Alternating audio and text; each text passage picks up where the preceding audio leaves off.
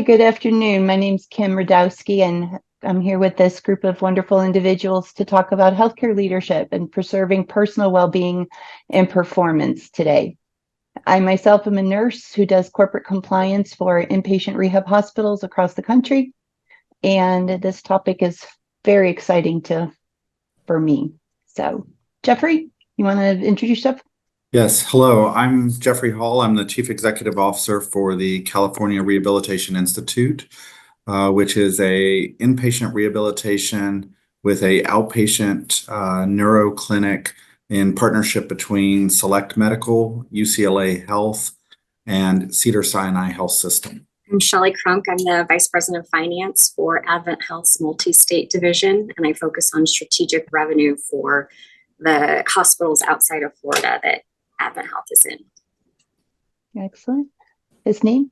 Hi, Hussein Kermali. I'm the Chief Medical Officer at St. Mary's Hospital, part of Trinity Health of New England, and here in Waterbury, Connecticut, focusing in on just making, I guess, life a little easier for all the clinicians here at the hospital and helping them take care of things while they're at our institution.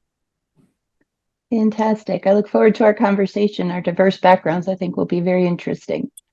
To kick us off with the first question, what strategies have you found most effective in managing your own well-being while balancing the demands of delivering and managing healthcare, both for yourself, your team, to avoid long-term stress or burnout? Yeah, I can start with that. So I recently moved into this position just a little over a year ago, and Los Angeles created a unique opportunity for me to really more thoroughly enjoy the outdoors. So I made a decision to try to live close to the hospital so that I could walk to and from work, which kind of took some of the pressure off of trying to fit in exercise. And in addition to that walk, one of the things I've really enjoyed is Audible book subscription. Just giving me an opportunity to enjoy fiction novels and something that's not as serious as news or sometimes podcast. And it really does serve as a nice mental escape as I'm transitioning from a very demanding and full CEO leadership role into my home and with my family, so that when I'm home with family, I get to be more present. I love it. I too have started those Audible books. I'm looking for my next one. I'll have to pick your brain to see what's something good to listen. I can't say read, listen to as I'm out and about. Shelley, how about you? For me, it's been really important, and I realized this maybe 10 years ago. I have to align my work with something that I'm personally very passionate about. I'm not at all one of those that thinks I don't work a day in my life just because I believe in what I do. It is hard work. But if a lot of the demands or the mission or the purpose fully aligns with my own personal mission and purpose, it helps me get a little more balance. I do think balance is different for everybody. And if I worked the same kind of hours in a different job, I would not feel as balanced.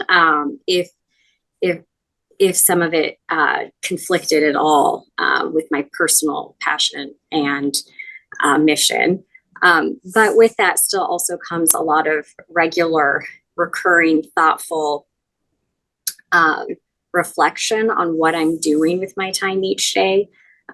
So that if I don't feel like I'm getting something that I need to make me whole, I can work through some sort of plan or strategy to shift some of what's not working, so that I can bring more of what I do need to feel balance into my life. So that might be through some mindful delegation or working through a proposal to evolve our structure or something that allows me to do both a strong job and not spend as much time sacrificing my long-term ability to support the mission.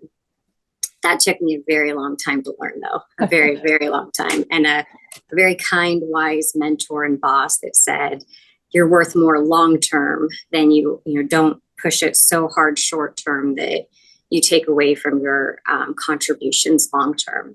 So it took me a long time to get there. Wise words. Hisneen, how about you? I think in my position here, one of the balancing acts that I've had to continue to unfold and learn is being present within the family. As a clinician, particularly in what I was doing as internal medicine and hospitalist on the clinical side, when I was in that role, those days when I was 7 on, 7 off, as an aspiring and sort of wanting to take the lead in many of the things I was doing, took me away from things that were going on at home, and home kind of understood that, which is part of, I think, being a physician at times is that part of our role is our family is also our patients, and some of the demands that they require, and having to stay a little bit later to maybe talk to the family or go through a critical conversation with them is important. In this role, however, I do have the opportunity, which I really enjoy now, is to take a little bit of time in the morning to spend those extra few minutes driving my kids to school, on my way into work, and having 30 minutes with my teenage daughters every morning is something I will not give up. I think I grab onto that and hold it very dear. It's amazing to see, my babies now driving and my other one, being right beside her. It's great to watch them interact, and the conversations we have are special. So being able to reconnect to that, I think is huge. And then I think for my own personal well-being, again, sitting in an office as opposed to walking around the hospital halls, I'm able to really connect. And one of the things that I've loved to do always in life is play a lot of sports. So, whether it's golf with just regular members of the team, it doesn't have to be like the executive team going out to play golf, but we're playing golf with everyone, right? So we just open up our doors, say, hey, we're going out. Whoever wants to join us, and we're nomads, so nobody's going to their club. We're just picking out different random courses that we can go play. And then the other thing that we've done is we've started basketball. So now we're connecting with everyone, and the gym is literally across the road. We've got great relationships with the local high school, and so they give us the opportunity to play basketball there on Wednesday afternoons and evenings, and so we break from work and we head in there, and our CEO was playing with us, and so she was able to make the trip over every once in a while. But it's great to be able to connect with people that then when I see them in the hallways, it's a very different conversation. It's a very different relationship. So good for my well-being, good for my team's well-being as well, because they get this opportunity to come together in a fashion that we otherwise wouldn't at the office. So again, just sort of keeping the family balance in there, keeping my own physical wellness in there as well.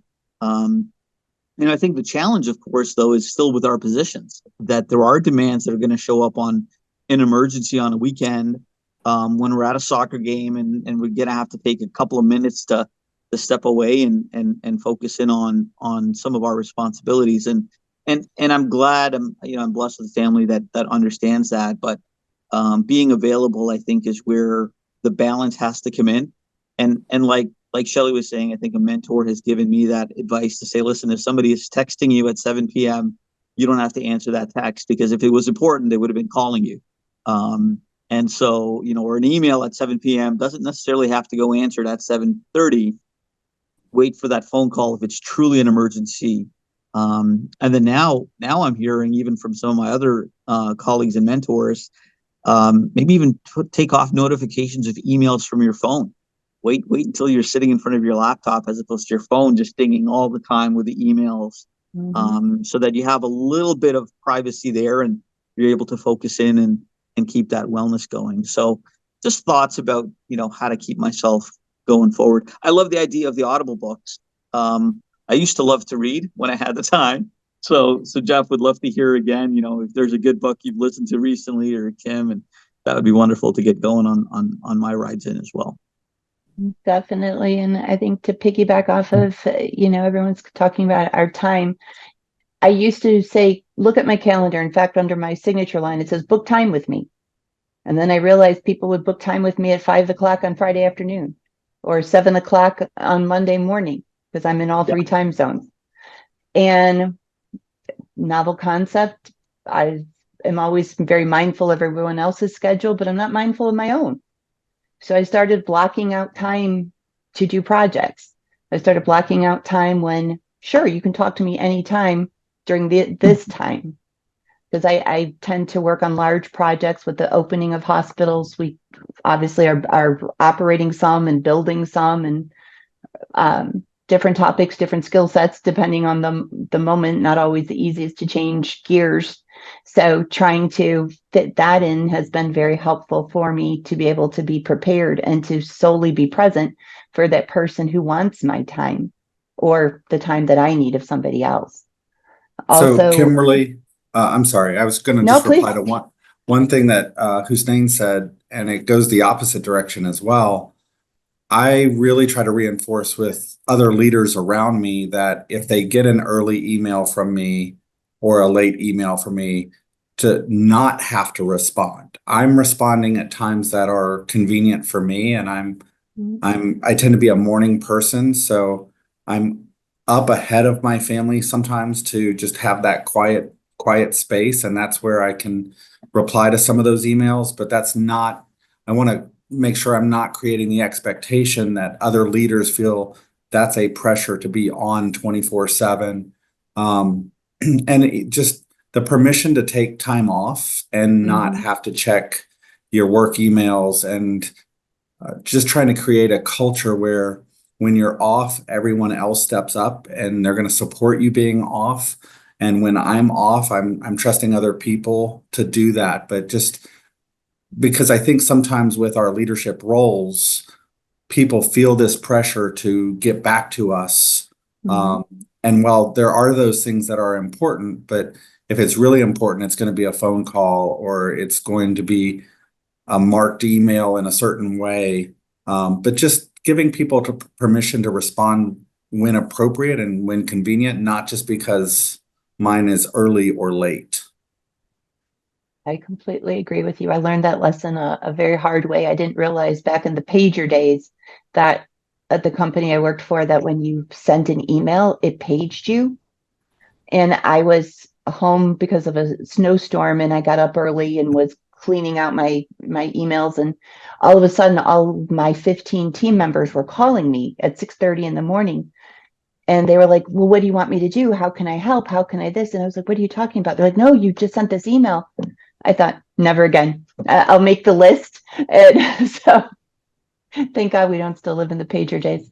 But I completely understand. And that's great that you create that environment. And, it starts with your leaders from CEO. They want to emulate you and they want to be and meet your needs. So it's nice that you give your teams that space and encourage that balance for them. As leaders are increasingly called upon to drive organizational culture, how do you ensure your personal growth and development keep pace with expanding responsibilities? Introspection and supportive delegation. I always had a fear of over delegation or being absent and delegating. And so there's a lot of working beside leaders that's critical. But then a lot of introspection needs to come from throughout the process. Is this important? Should I be doing this? Should somebody else be doing this? That's probably where I'm at for a lot of this. So for myself, I have a couple of different thoughts. And Shelley's already mentioned, and Hussein's already mentioned just the role and importance of having mentors. And the higher you go in leadership, sometimes it's harder to receive some of that critical feedback and that 360 kind of evaluative performance and having real mentorship. So this Connex community kind of in some ways fits that because it gives you access to, people that are your peers that you can have, because we're all working on same and similar things. And it's just a reminder that we may not always need to reinvent something, but just to be open to how other people have tried and what they've learned from that. So I try to create space in my schedule to be a mentor to others, but then I find myself seeking some of that mentorship. So I've participated in executive coaching, which is has been a really good sounding board, and then just surrounding myself with peers and even the people who are my direct reports, trying to create enough openness where they can give feedback. And but I think the higher you go in your positions, the easier it is to get removed from the people that we serve. And it's not just our patients, it's our patients' families, and it's our staff. And everyone in healthcare is going to talk about being patient-centered, but I don't know that we can really be patient-centered until we're first employee-centered and we create a supportive, empowering experience where there's trust and delegation, and that balances the accountability. And when you create that environment for your employees, then you can expect that to translate into the patient outcome and the patient experience. So our team, we do a lot of leadership rounding, but we do it as a team, and we do it in ways that are maybe a little bit different in that every week we round together with a different partner. So it's a coworker that we know professionally and we spend a lot of time with at work.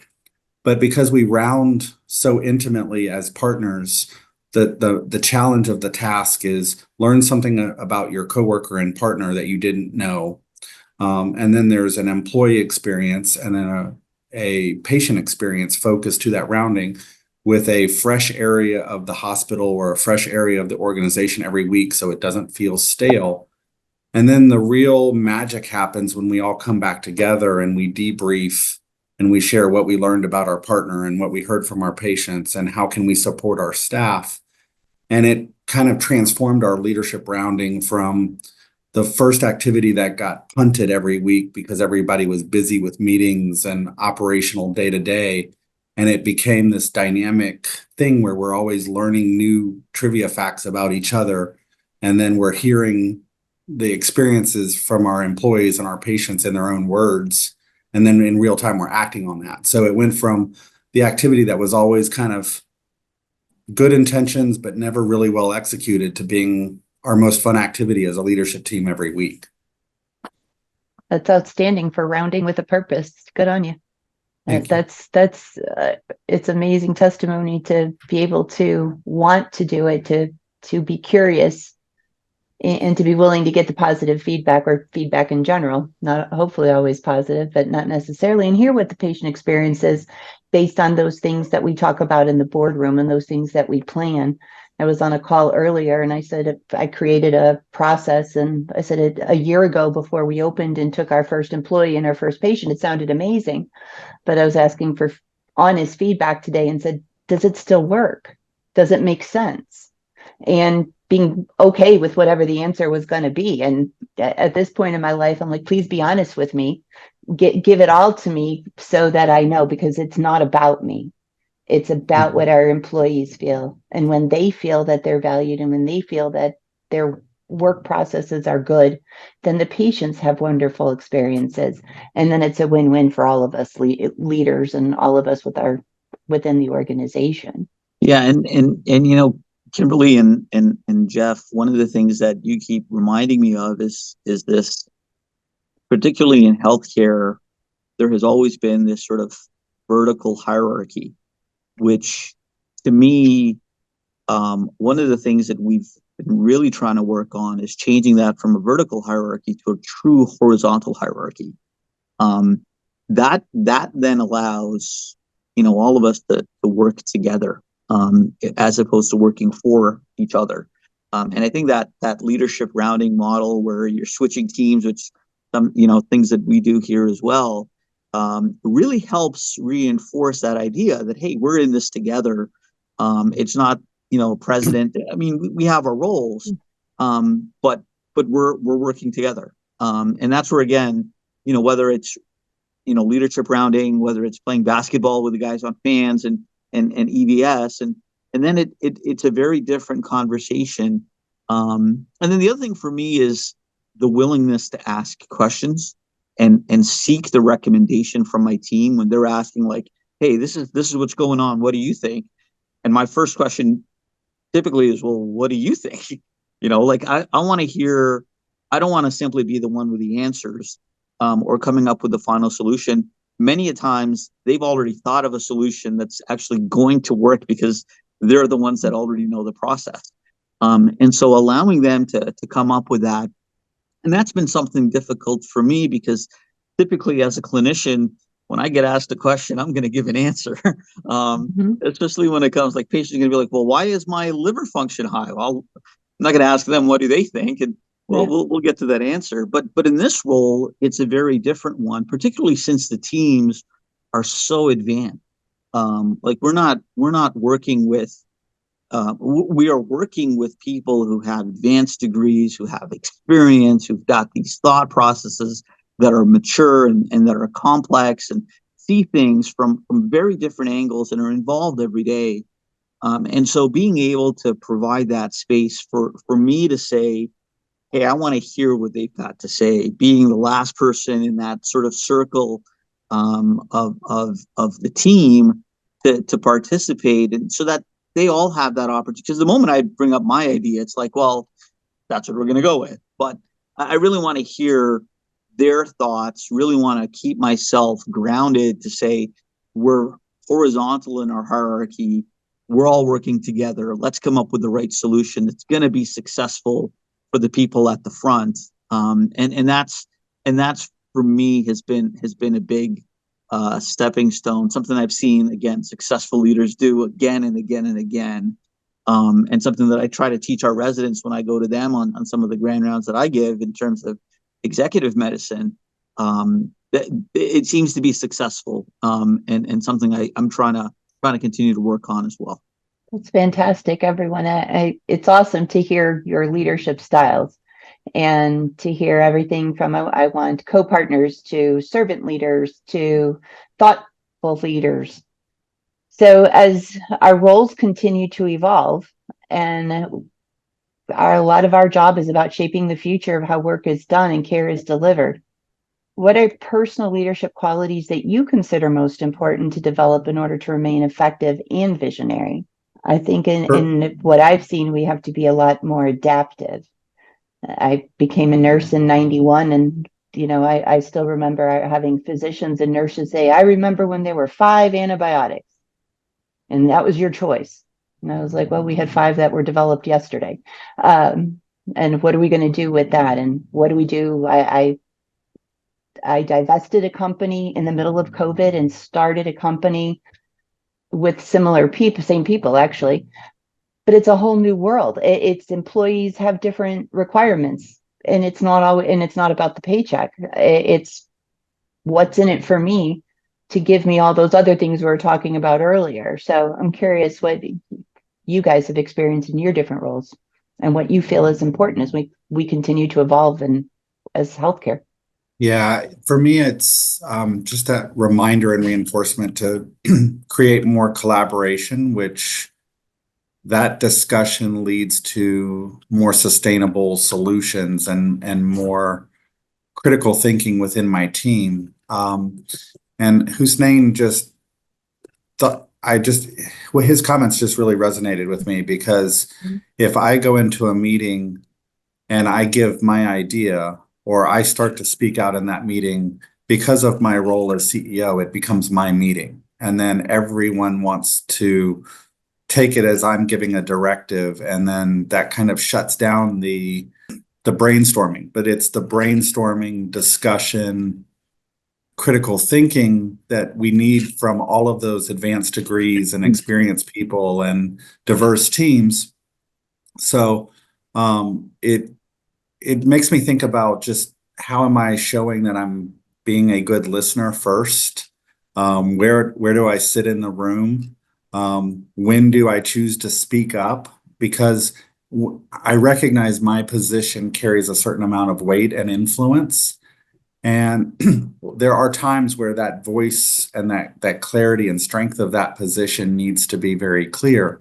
But there are also other times where I might miss out on the best solution because we try to do something that we've done and it either could be better or did not work, or we tried something and we realized it worked, but then we didn't do a well enough job to standardize that across the organization. We might have done a pilot project and then not done anything with its results, or just the opposite. A pilot project might not have worked and we just keep doing it. And we don't give ourselves permission to say, hey, let's try something different. So for me, it's really helping the subject matter experts and team leads around me to have a voice, which means oftentimes I have to talk less and listen more. Impressive. Sometimes the higher you go in the seat, the quieter you have to become. That's really being an awesome leader and partner. Yeah, and then there's today, right? So the post-COVID world where we're having to deal with all sorts of different pressures that happen every day. So it's not the same old 5 antibiotics that we were dealing with in the past. We're having to continue to be creative in our solutions, and yet mindful of what we have, what our goal is to deliver. Many times, like we run into this on a daily basis, where the social systems around us cannot sustain what a patient truly needs outside of the hospital, and our teams have this difficulty to reconcile that concept that patient X needs this when they leave the hospital. Like, there's no way that can be provided to them. So how are we going to reconcile those two things? So coming up with creative solutions that are like Jeff and Shelley has been mentioned, sustainable, that you're able to not just put in one time, but are able to really create a process that you're able to maintain across the board. The small things like, let's create a closet, like a clothing closet in the emergency room, so that people who don't have what they need, well, at least we've got something we can get them, instead of each time, well, now let's figure out how to get this. Those are small things, but I think, again, trying to understand where's our community going, what does it need, what does it require from us, and how are we going to continue to shape into that. And again, I think it's that open-mindedness to recognize, yeah, we're not just sitting in a hospital and our walls are closed. Our walls are actually very open with the community that's around us. And they're the ones that are supporting us, and we have to be present in supporting it. Here in Waterbury, we're one of the larger employers, so of the community around. And so when we have changes in our workforce, it has an impact. When we start a program, it has an impact, and we want to be mindful of that. So, to me, keeping up that idea that we want to have sometimes creative out of the box solutions, but yet continuing to connect with our teams that are really struggling to find, their role, and making sure that they're being heard, that their ownership in the process is being respected. And that allows them to say, hey, I'm still I am having this positive impact, as opposed to just coming in and doing the 9 to 5 or whatever the time is, because they're going to be able to do that 9 to 5 anywhere else. And that's the other struggle that we have, right? Maintaining and creating and retaining our workforce and our teams. Mm-hmm. So to me, again, that creativity, that development of ownership and community relationship is what's critical, and being part of that. So going out and seeing what's going on in the community. If it's a Saturday and there's a community event, getting out there and participating, seeing what's going on, I think it is helpful for me, again, just to see how we have that impact at the front line as well. This isn't based on what you guys have said. I've got a question for the three of you from 3 different seats. You've talked about being visionary. You've talked about filling the need in a community, being the employer of choice, where people have a choice. How do you look at all those great visions that we have, match those with strategy, and then have a way to pay for it, and understand that Hasnain is going to say this is number one, Jeffrey's going to say this is number one, and Shelley's going to say you can't afford number one. How do each of you come to the table to make that symbiotic, that we all walk away saying we can do this? Well, I want to start with Shelley's answer. So So I have been in a lot of different environments, as you guys probably have too, where just because you pay people more or have a prettier building does not mean they're going to be any happier. And I've watched hospitals, acute facilities thrive in an old building with shared rooms from a patient experience and an employee experience perspective, and others that have the newest building, the higher pay rate, the better payer mix, whatever it might be, not do nearly as well on employee satisfaction and patient satisfaction. And so that watching that and seeing that has been a valuable foundation for me. I do, as cliche as it could sound to some, think that culture is critical, and your culture really, that is one thing that I very much align leadership, especially leadership at the quote unquote top, which I think is the bottom, is paramount. If your executive team is not fostering an accepting, supportive, positive culture environment, you are going to have more cost. You are going to have more turnover. We've had people take pay cuts to come work in our departments just because of word of mouth of how much better the culture was. You know, listening. I think it was Jeff that talked about listening to your team members. Truly, you've got to select leaders. Middle management is critical. You've got to select supervisors and leaders that are compassionate, capable. They have to be competent, but they've got to have the right type of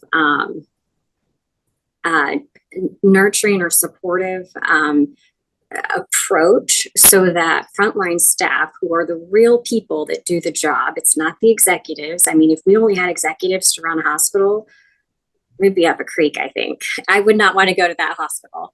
It's the frontline staff that are the ones carrying it out. And so they need to be supported by middle management that's supportive. And if you learn how to do those things well, if you learn how to evolve and adapt, I think, Kim, you mentioned adaptability being critical. Mm-hmm. You've got to manage that expectation that the way we did things yesterday is probably not going to be how we do them tomorrow. Manage the expectation coming in. Don't blindside people. I think if you really develop that trusting, listening, supportive culture, you're able to do greater things, sometimes at a lower cost, because you're not just throwing money at problems that could have maybe been prevented through really thoughtful leadership. Sorry for the long-winded response. No, perfect. Yeah. Thank you. So I want to piggyback off of what she just said, because I think in healthcare, we're really good about adding things to people's plate, and we're not always great about allowing people to step back. And now, after this most recent pandemic, people's work-life balance, their mental health and wellness, the demands of family, while we also have demands of hard and difficult jobs. And I think leadership going forward requires us to be more flexible. And it doesn't make a person a bad employee because they're growing their family and they decide to step back in some ways from some of their extra projects and extra activities as part of their career, because they're prioritizing family. Because if we're really successful in creating a supportive environment that flexes around those life changes and those life stages, what you're creating is a really dedicated, loyal workforce that's in touch with their purpose, who will work at their best for you and on behalf of that organization. And we can't overstate that connection to purpose. We're all talking about those things.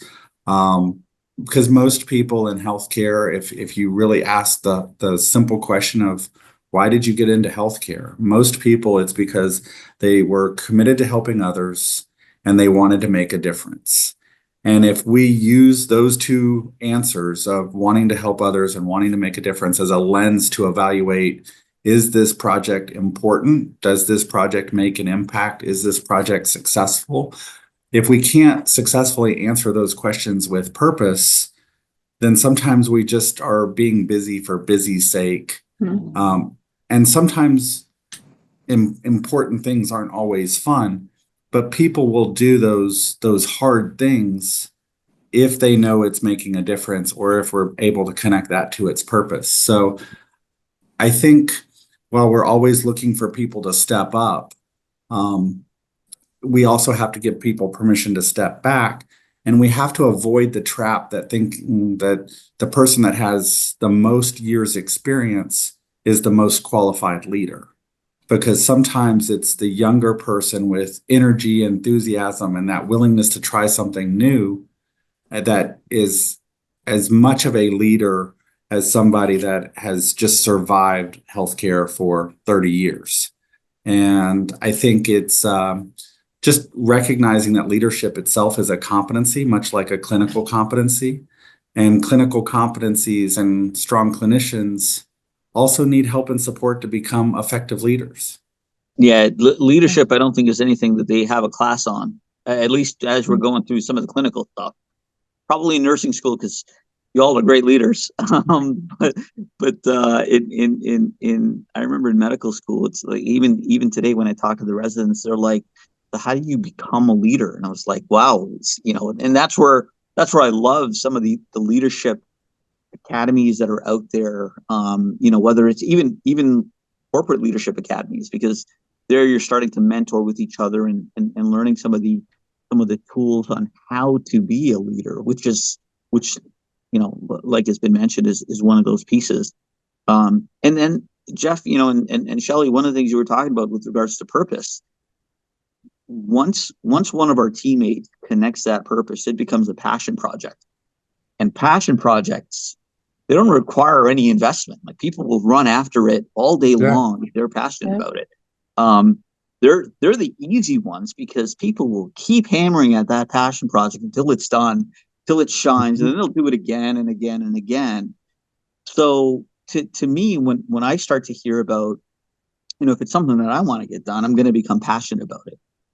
Truly create that passion. But then if somebody else comes forward and says, hey, let's do this, I'm like, well, you're clearly passionate about it. And then they take it from the idea stage to the project development phase to implementation and then sustainability, and they take it the whole way, as long as people like me get out of their way, so that they can continue to drive that passion, because they recognize the purpose.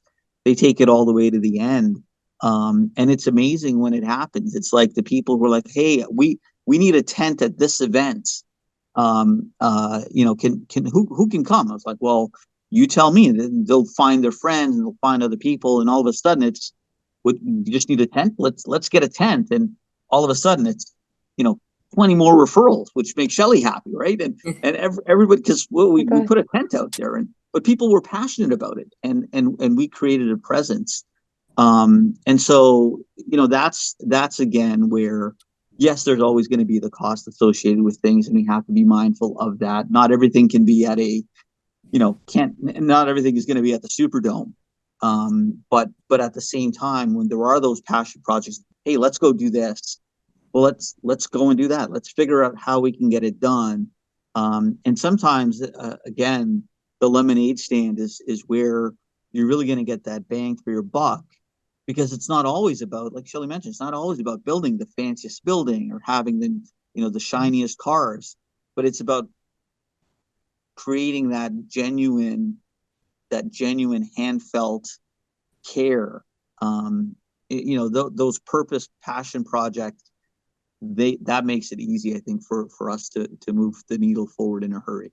I kind of tie in what a few of you have said, or all of you have touched on.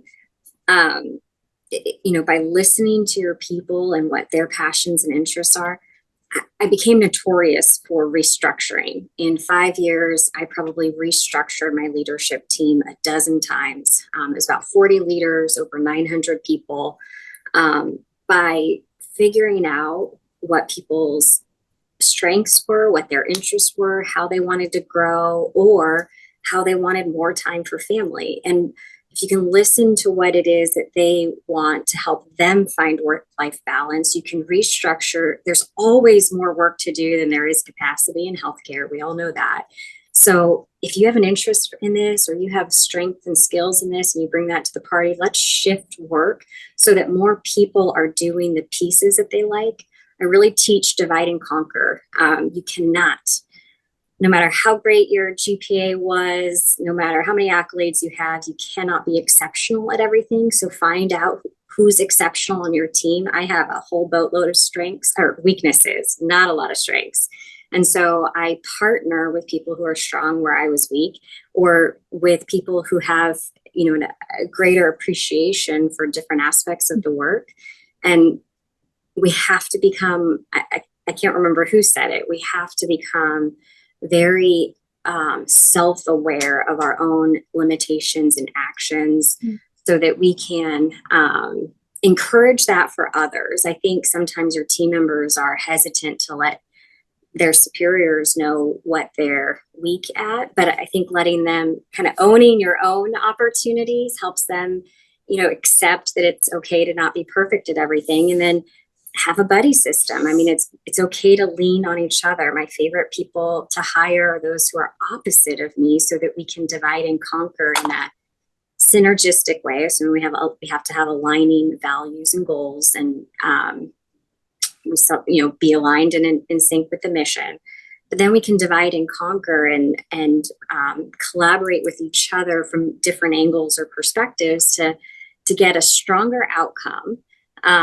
And to create more of that in our own individual lives, because I can do the parts that I enjoy more, you can do the parts that I'm not good at and don't enjoy, and we both feel more fulfilled, and we end up with a better product at the end of the day. But that it's really got to come down to that listening. What are your team members and your leaders telling you? Are they at capacity? Are they not happy? Are they struggling?